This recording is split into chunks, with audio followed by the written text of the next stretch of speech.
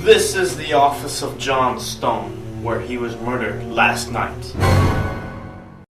The janitor found him on the floor at 10 p.m. The cause of death was a blow to the front of his head, and the time of death was between 8 and 10 p.m. From the agenda on the desk, we know that he was working late and was to see his secretary at 8 p.m.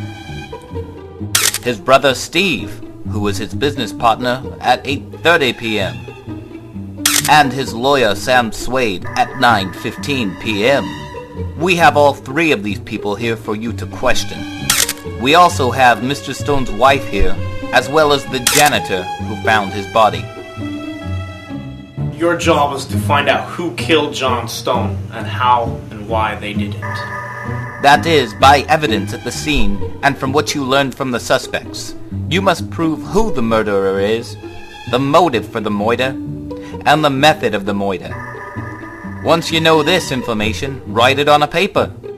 At the end, I will read all the conclusions, and only then I will tell you who is right.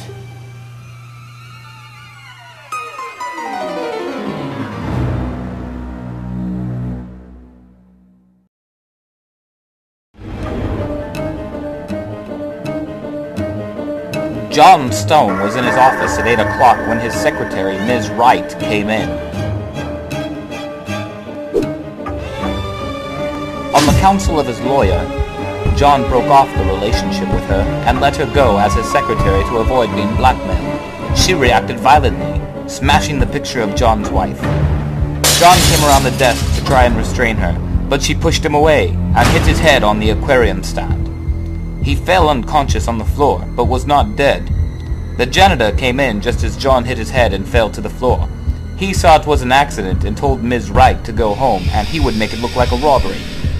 Before he was able to do this, however, Steve Stone came in. Seeing the mess and his brother on the floor, he went to the file and took out some papers he had falsified so that he could steal the company from his brother. He felt that if they were found, it would make him look guilty of killing John. He was sure that the lawyer had killed his brother and was going to pin it on him. He then went back to his office and waited there as if he had never left. Again, the janitor was unable to finish making the place look like a robbery because the lawyer came in. He also looked for the papers that Steve had taken. When he could not find them, he figured that Steve was the murderer and he was going to use the papers to frame him. So he also left and created an alibi. Soon after this, John's wife received a call telling her that he was having an affair. When she came down, she was out for blood, but it had already been shed. When she saw the mess, she was afraid that it would look like she had indeed killed her husband in a fit of rage. She also left, but what she saw was the main piece of evidence. She said that the fish were alive, wiggling around him at 9:50. Which meant that the aquarium could not have been broken by the secretary at 7 o'clock. However, no one else had mentioned the aquarium being broken except the janitor. Mr. Munn said Ms. Wright pushed John and hit his head on the aquarium, breaking it. When Sam Swade left John's office, the janitor again tried to mess up the room. His intent was not simply to make it look like a robbery, but to really rob John Stone. Since he believed his blackmail scheme was already destroyed, he decided to remove the safe keys from John's body and clean the place out. Since he believed the blackmail scheme was already destroyed, Mr. Munn thought John was dead, he decided to remove the safe keys from John's body, clean the place out, and pin the murder and robbery on Ms. Wright, Steve Stone, or Sam Swade. But as he searched John's pockets for the keys, John began to wake up. Mr. Munn picked John up enough to strike his head again, this time truly killing John Stone.